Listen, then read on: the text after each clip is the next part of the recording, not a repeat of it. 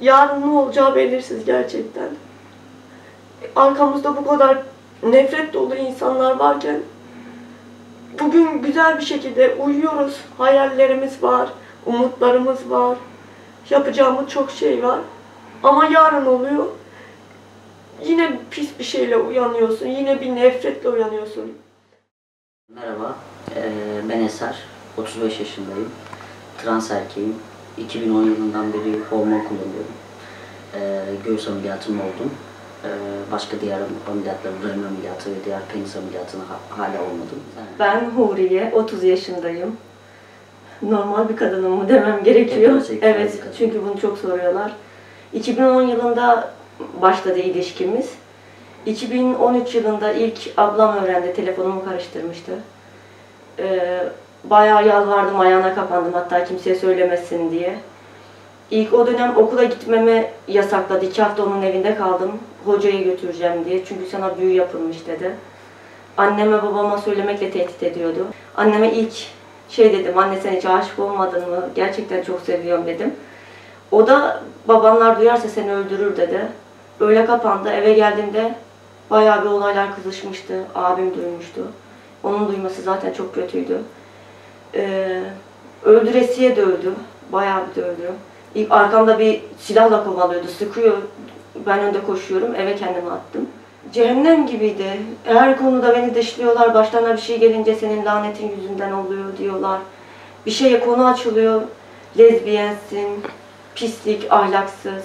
Ağzını açıyorsun zaten dövüyorlar. Bir gün babamla abim dövdüler. O da dövdüler, bana olmamıştı. O kadar etki etmemişti. Annem önüme geçip annemi de dövünce annem yere düştü. Ben ondan sonra kötü olmuşum. Hastaneye götürmüşler.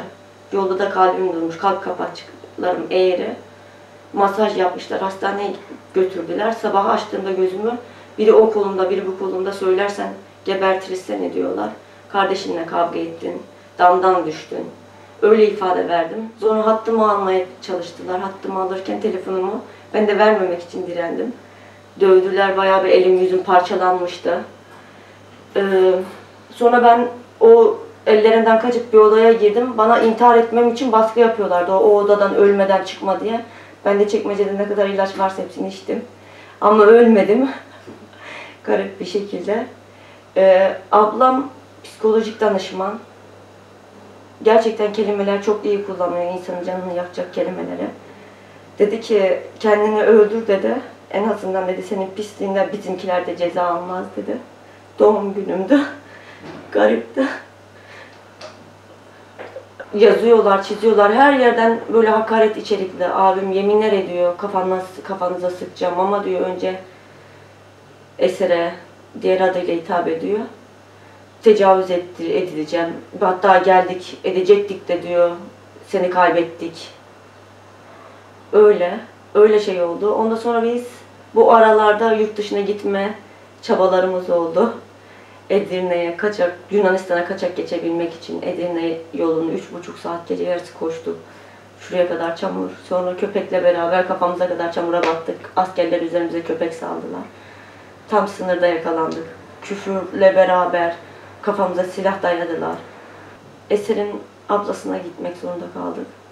Bize normal davranmıyorlardı zaten. Yediğimiz içtiğimiz her şey gözlerine batıyordu.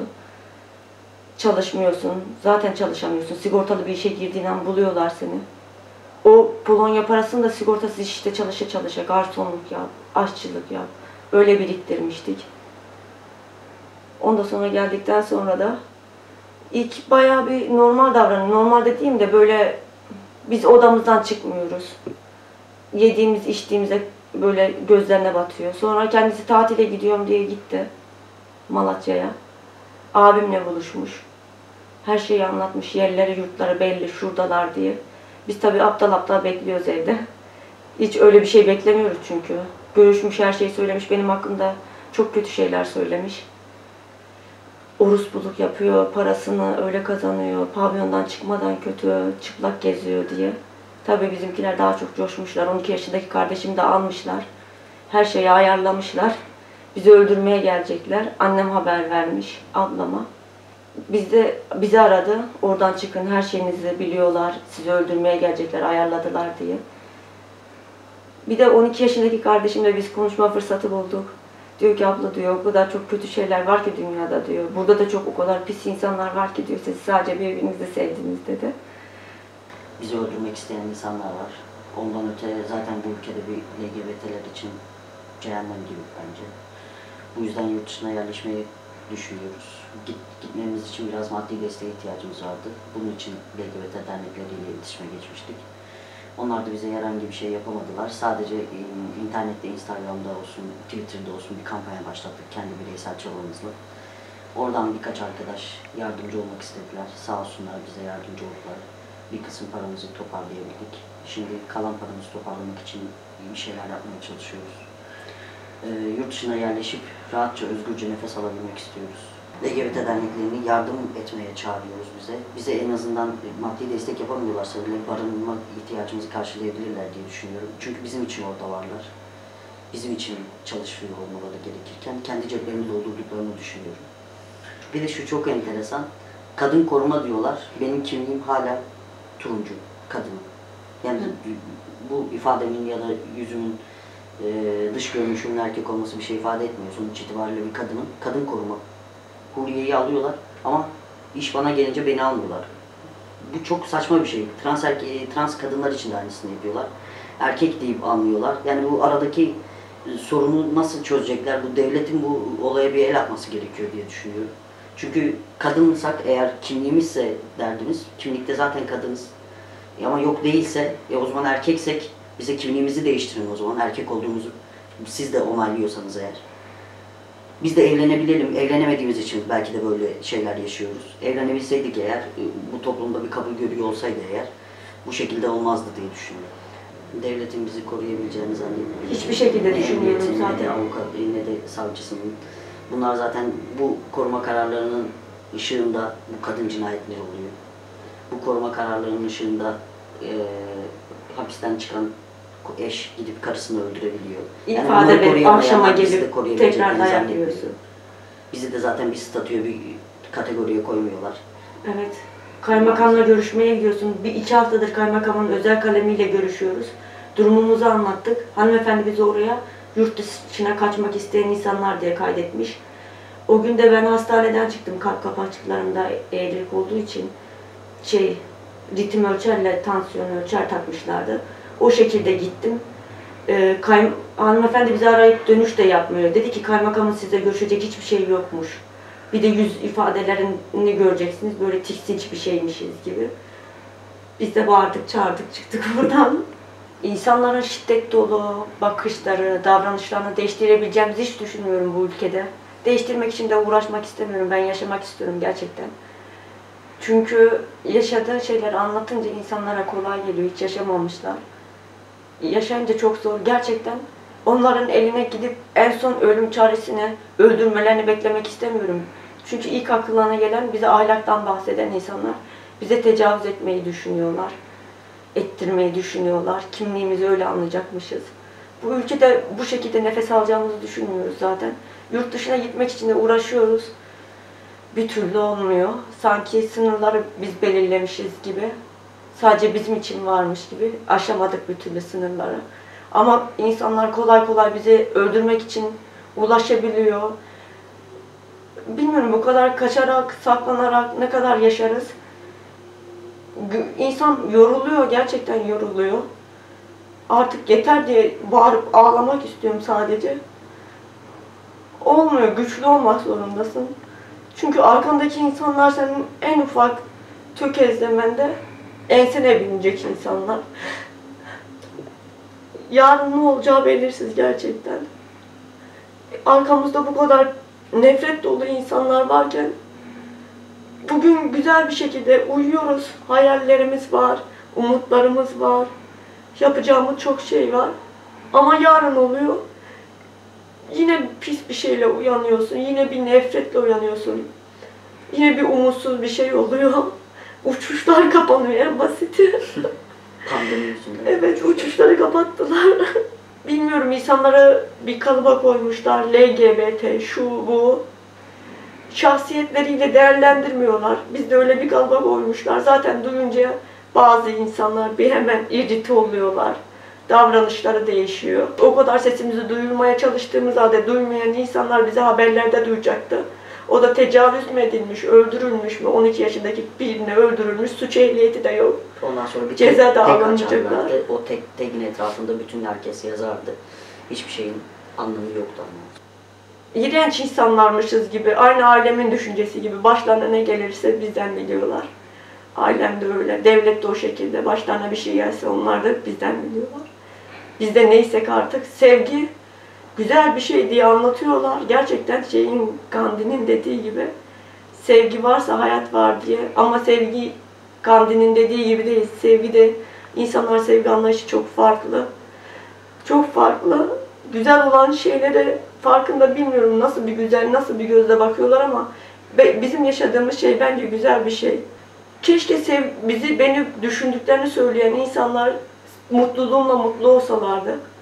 Bizi kötü diye damgalayıp öldürmek istemeleri çok garibime gidiyor. Bunu yapmak isteyen insanlar da benim ailem, bizim ailemiz dediğimiz insanlar. Dilerim annem beni doğurduğu için, sadece beni doğurduğu için, sadece bana kaç kendini kurtar yoksa seni bunlar öldürür dediği için daha fazla acı da çekmez. Biz sadece bir ablasıyla, onun kedisi vardı, 50 TL istedik mamasını alalım diye. Bir de kumunu alalım diye. Olay oradan patladı. Ondan sonra bir baktım ben bayağı bir içlerinde çok kötü bir insanmışım ama bunu bana hiç belli etmiyorlardı. Orospuymuşum, başka çok kötü şeymişim, lezbiyenmişim, ne olduğum belirsizmiş. Evet, bana bir ablam geber dedi resmen. Gebersen keşke dedi telefonda. Sonra polis çağıracağım o evi, derhal boşaltın dedi. Yani bu ablam benim yanımda olduğunu düşündüğüm ablamdı. Diğeri de aynı şekilde evinde kalmamıza izin veriyordu, hiçbir sıkıntı yoktu. Ama sonra böyle abisiyle gidip buluşup böyle bizim adresimizi vermesi falan, demek ki gerçekten bize düşmanlarmış, öyle gösteriyorlarmış kendilerini. Yani şimdiye kadar hep Huriye'nin ailesinden sorun yaşamıştık ama benim ailemden sorun olmadığını düşünüyorduk. Meğerse içeriden hep büyük bir sorunmuş aslında. Bir kişinin lafıyla kötü oluyorsun, yapmadığın şeyler duyuyorsun, sen bile şaşırıyorsun. Ya ben dedim ki ben neymişim, gerçekten ben neymişim? Ortada en garip, en şaşkın, hiçbir şeyden haberi olmayan ben bayağı bir kötü biriymişim, haberim oldu. İçlerinde biriktirdikleri şeymiş. Ben de seviniyordum bizimkiler bizi böyle atarken, hiç olmazsa Esen ailesi biraz da olsun yanımızda diye. Öyle değilmiş. Kendi eliyle bizi, hem de kardeşini, beni gözden çıkartabilirsin tabii ki de. Ben sana göre yabancı biriyim. Ama sen kendi kardeşini gözden nasıl çıkartırsın ki? Abimin düşüncesini kendin biliyorsun. Tecavüz ettirmek, ondan sonra öldürmek. O da ondan sonra öldürmeyecek de kendi kendini gebertir zaten diyor. Kendi kendini kafasına sıkar diyor. Abim yeminler ediyor kafamıza sıkacağına. Bunu bile bile her şeye şahit ola gidip abime her şeyi anlatması, yerimizi, yurdumuzu söylemesi çok garip bir davranış. Bilmiyorum ya, bu insanlar evrene de zararlı. Bu benim akrabam olabilir, bu benim abim olabilir, bu benim kan bağı olan insanlar olabilir. Bu insanların yaşaması evrene zararlı. Çünkü böyle pis insanların var oldukça bu dünya gerçekten pisliğe gidecek. Yani ne zaman düzelecek diye herkes bekliyor ya. Böyle insanlar var olduğu sürece hiç düzeleceğini zannetmiyorum. Bu kadar kin, bu kadar öfke, ahlak bekçiliği yapıp da kendileri ahlak neyse artık yoksun olan insanlar. Kendilerine bakmadan başkalarını ötekileştiren insanlar. Böyle insanlar var oldukça düzelmez. Bu adalet sistemi var oldukça da hiçbir şey düzelmez. Bu eşitlik sistemi var olduğu sürece de hiçbir şey düzelmez. Birileri ölür, birileri de izler televizyonda, ah vah der. Dilerim bir gün gerçek sevgi dünyayı güzelleştirir. İnsanlar da dilerim ötekileştirmeden önce kendilerine bakarlar. Birilerini yargılamadan önce, eleştirmeden önce, ötekileştirmeden önce. Önce kendilerine bakarlar. Ondan sonra zaten dünya düzelmeye başlar. Önce kendilerini düzeltmeye başlarlarsa dünyada düzelir. Türkiye düzelir, dilerim. Hiç düzelecek gibi durmuyor. Geriye doğru gidiyor ama bunu da söyleyeyim.